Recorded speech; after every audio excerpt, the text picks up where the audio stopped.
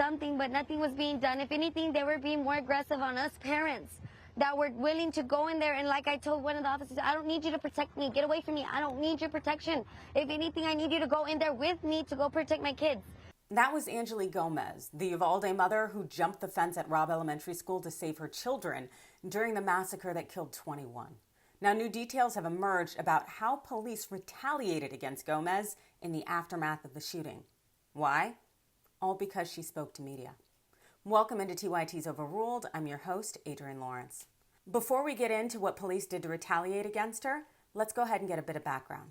When her children text her that there was an active shooter at Robb Elementary School in Uvalde, Texas, Adrienne Gomez left the farm which she works on, sped 100 miles per hour for about 40 miles to get to her two kids. Here's what happened when she arrived. As I parked, U.S. Marshals started coming toward my car saying that I wasn't allowed to be parked there. And he said, well, we're going to have to arrest you because you're being very uncooperative. I said, well, you're going to have to arrest me because I'm going in there, and I'm telling you right now, I don't see none of y'all in there. Y'all are standing with snipers, and y'all are far away. If y'all don't go in there, I'm going in there. When Gomez made clear that she would be going into that school to save her children, federal marshals on site immediately handcuffed her. She was able to coax the Uvalde police to get the marshals to release her from the handcuffs. And when they did, the mother of two did what she had to do. As soon as they uncuffed me, I jumped that first gate fence.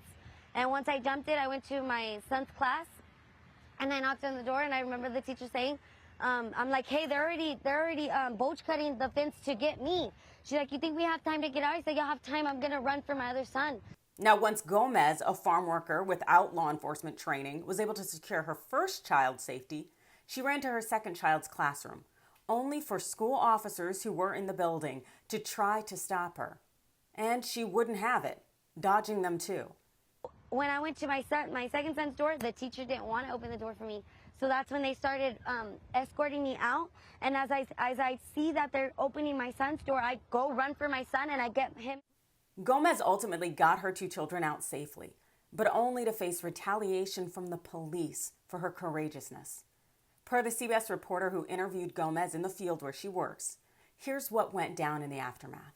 And she also told me that, she's on probation for some charges from about a decade ago, and that she received a call from someone in law enforcement telling her that if she keeps talking to media or if she, keeps sharing her story, that she might face some kind of violation for obstruction of justice. So she was holding back from sharing her story until now because a judge told her that she was brave and that her probation would be shortened. So that gave her the courage to talk to us. Her uncle's the one who called me and said, you have to hear her story, and I'm so glad he did, and I'm so glad we also met her in the field. She told me, for me, it's important that you come here and you see how hard we work in this heat under the sun.